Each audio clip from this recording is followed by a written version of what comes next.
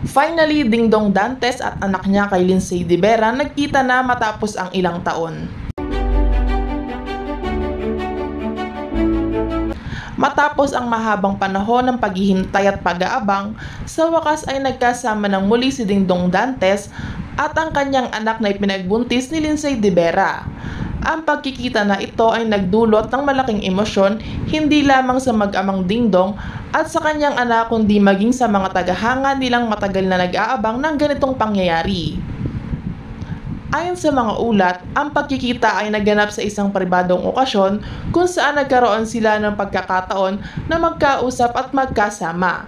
Lubos ang kasiyahan ng aktor sa pagkakataong ito na muling magkasama ang kanyang anak at mapalapit sa kanya.